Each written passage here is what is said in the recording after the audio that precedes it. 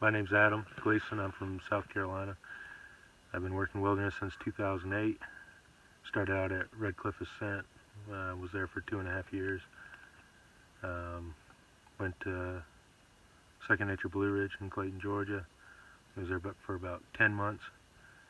And then went to a state-run program.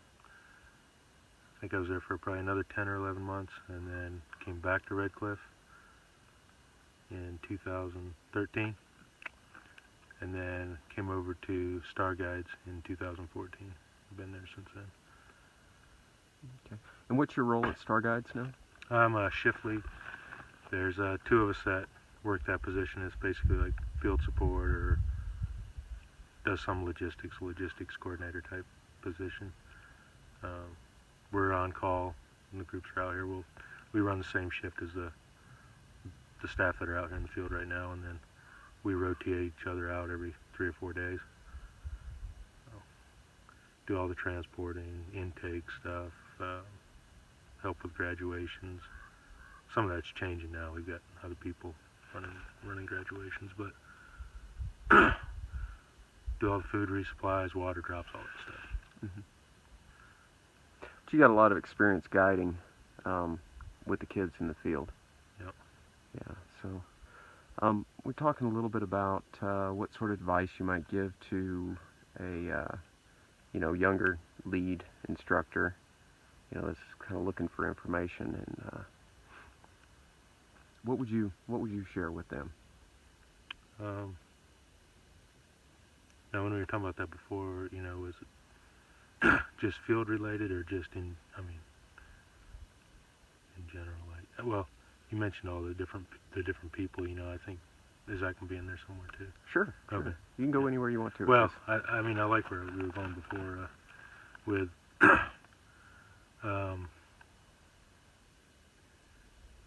reaching out to all different groups. Like especially in Utah, there's so many programs in Utah. It's I'm not gonna say ridiculous. It's nice, but there's so many programs in Utah that you got Evoke and Wingate and Red Cliff and Star Guides and I think there's that we kind of feel like they're all a little bit different, but and that they're kind of hard to approach other companies. But in my experience, I've run into people on the outs and on the off. Well, even out here, I run into people. And, I don't know. They're more approachable than what you would think. You can go to if you meet people from other programs and you can talk to them. You can ask them questions and see how they do things. And yeah, the information's out there. It's just you got to find it. You got to find it. And the people are there. They're willing to talk. They might be standoffish at first, but yeah. You mentioned just seeing people in the store or whatever, and yeah. I've gotten good at it now. Just picking people out. I've done it in restaurants, stores. You look over and you think about the way they're dressed, and you're like, man, they're wearing the boots, or they're wearing the chacos, and you'll smell the smoke on them. I probably need to answer that. Go ahead. Okay. So, what were some of the things that you said you were really interested in the hard skills? What were some of the things that you like to teach or students do with the students? I liked all the trap stuff, the Paiutes, the figure fours. Well, Paiute is a figure four, but the deadfall traps, snares, carving stuff. Just making things when you need them. Like with very simple tools, things that you can make just off the landscape. Knots, really enjoyed the knots. We did some lashings at one of the programs. We haven't really done any here, but that was always fun, like making things that you need.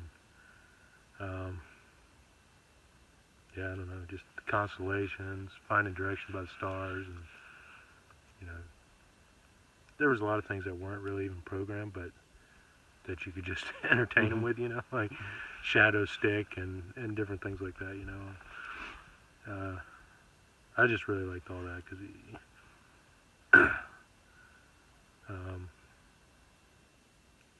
I don't know. I felt like when you got kids doing something with their hands, and it would kind of distract them, but kind of open the doorway as far as talking about stuff. You'd be just, I don't know, tying knots or setting up shelter or, whatever. And if you're there helping them with it or, going through it with them at the same time, it kind of opens the doorway to talk about whatever needs to be talked about, I think. And I don't know. I'm not much of a talker. It was also a way to, I don't know, kind of push buttons in a good way to see what aggravates them and how easily it is to trigger them, and then kind of work on that kind of stuff too. But So what happens when a student as they start to get a good little skill set of these skills? They can do a variety of things in the wilderness. What do you start noticing happening with that individual? Well, builds confidence in them. You see a lot of kids that are just not confident in anything that they're doing, and they feel like they're a failure. And then they start realizing they're doing stuff like, I've heard at one point that only 1% of the world can bow drill. And I don't know if that's true or not, but I've told people that you're doing something only 1% of the world knows how to do. Like, it's pretty impressive. And I think they start taking charge of their life more. When they are becoming a confident person out here. If you can survive out here, civilization's a little bit easier. easier. But yeah, I just see a change in their confidence level a lot of times. And I think that gives them the feeling that they can do the rest of the program if they're doing the hard skills or, even writing assignments and stuff. But what do you think students need to learn in a wilderness setting? I feel like as a society we expect certain things from people, like you need to do this, you need to do that. But do you really need to do that? You know what I mean? Like, I see this with my own kids. It's like, we kind of have a rule out here. If they're not hurting themselves or anyone else, you can just let it be for right now.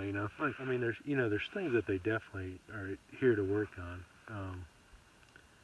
that they need to work on, but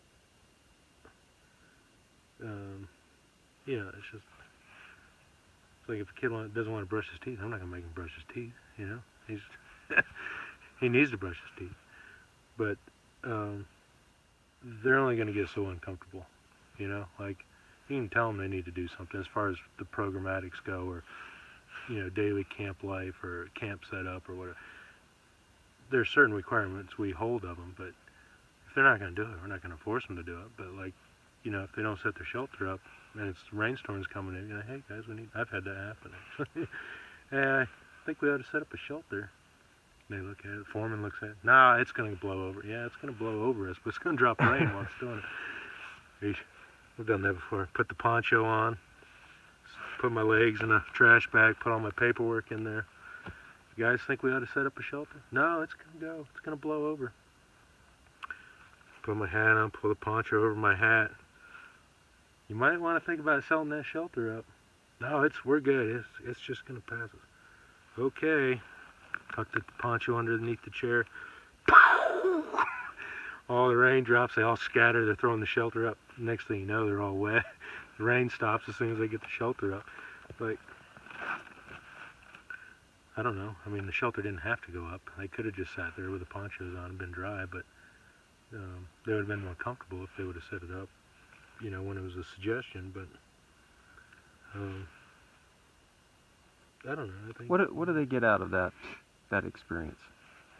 Well, one, possibly taking some advice from others. Like, I don't necessarily care if you take my advice, but like, those are clearly rain clouds. It's clearly gonna dump a lot of water. I'd rather you not have to be wet, but taking advice from other people, but it also gives them the opportunity to make their own decision. Sometimes you can work hard for a few minutes and be uncomfortable for those few minutes and comfortable for a long time after that, or be comfortable for just a couple minutes and then uncomfortable for a very long time after that. I guess it's just a matter of making a choice. I don't know. Sorry, I'm laughing. I just picturing that whole scenario in my head still. Like, oh man, we had this one kid that he stands out in probably several people's mind. Probably just talking about him. If one of these staff hears this story, they're gonna be like, I remember that kid. Oh, we had this kid once. He was just such kind of a pain. He's really pathetic. Like, he would just do little things all throughout that week. I mean, several weeks after that, he did just crazy stuff where he would refuse to hike, and it was just so hard not to let him just sabotage the whole group and take control of the whole group. And he would refuse to hike, and I timed him actually one time. I timed him, and I knew he was about to say I refuse. So I said, all right, backs down, let him take a break. And he's just trying to manipulate the group, control the group, and so we sat there for a few minutes, and I told the co-staff, I said, if we pull our chairs out and sit in them, he's going to be ready to hike. And so pulled the chairs out for a second, we sat there, and, all right, I'm ready. We're not ready anymore. So we sat there for a few minutes. We let all the other students cut fire gear and stuff that we were in a good spot for bows and spindles, and we let him gather stuff. And he was just, you could see he was fuming, you know, that he didn't have control of the situation. And we packed up, we hiked again, just every couple minutes. All right, packs down, and let him rest for a second. Packs back on. He'd never get the words out of his mouth. And then finally I got to a spot where it was really rocky, and he's like, I refuse. I was like, okay. And so we set camp up there, and it was a really uncomfortable night that night, but the next day we ended up moving camp to us. It was just 50 feet away. It was going to be a nicer camping spot, but we packed all of camp up and everything. And we just went to the spot 50 feet away, and I was like, all right, set up camp again. But we never let that kid control the group, you know, and he did some crazy stuff. But just recently I got a message from him on Facebook. He's wanting to add me, and this has been 2010, so probably at least 7 years, you know. But he's actually is trying to do a project where he gets in touch with staff and students and just kind of get kind of an idea of what wilderness has done for him or whatever. You know. But it's kind of neat to see that he's actually doing all right, because he was probably one of the most pathetic kids I ever worked with, and I'm glad he's doing it right now. But I don't know. Everybody had always caved into him, and we never did that. You know, he's always been able to whine or make some story up, you know. And I got him here, not here, but another program.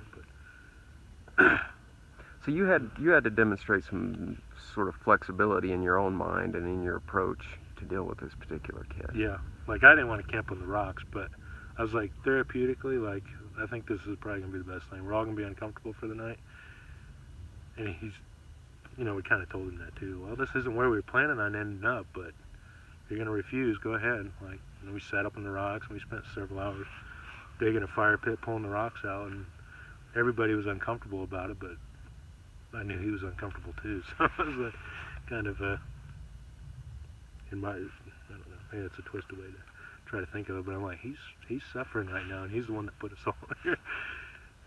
And then he hiked the next day. I mean, the day after the next day, but. And did he kind of struggle through the whole program, or did he have a turnaround moment? Time. I mean, he was probably 150 days, or probably more than 150 days really, but he was, I want to say he was there from, like, I want to say Halloween to maybe almost Easter. It was a long journey, but it's kind of funny because, you know, they crack you up. Like, it's just so funny sometimes. Like, and, you know, like we were talking earlier, you know, they are good people. It's just they've done some messed up things. They've gotten themselves in some bad situations. But that kid, he was actually kind of fun to be around. By the time he left, he was like, man, it's come a long way. It's just the journey to get there. A little bit of a rough one. Some of them might be getting burned out. I don't even like to use the word. I don't necessarily believe in burnout. I just think people get tired of the exact situation, or it feels too much the same. But I don't know. Over the years, the thing that has gotten me through is, like, I like seasons. I like when the seasons change, because I'll just be tired of summer, and I'm thinking, I can't do this. I can't do this another summer. And then fall comes, oh man, yes, fall. And then winter comes, and then spring, you know. I don't know. That's helped me a lot, just the seasons change. I don't know. I think if you look for too much, or I don't know, if you're expecting too much of a change in your situation, it'll burn you out. Like, because you get new students, but it's always the same kind of issues, the same kind of problems, the same cycle of staff, you know, getting sometimes burned out or just, you know, moving on, and that gets kind of lonely at times, you know. Just get a group of friends and then they all disappear. And I don't know. I don't know if there's somebody out there that finds this video due to that. They're just wanting to figure out how to make it. Just finding simple things that change more quickly, I guess, that you enjoy, I think, is a good way to avoid getting stressed out too much about it. I hope that makes sense. I don't know. I don't know. I think it does. Anything else? Stick with it. Have fun. Yeah. You know, enjoy the weather, even when it's nasty. Even when it's nasty, right? Yeah, I was enjoying it last night. Yeah. Oh, man. All right. Thanks for watching. Please like this video and subscribe. The Primitivus Project is made possible by the generous sponsorship of Wingate Wilderness Therapy. To learn more, visit wingatewilderness.therapy.com.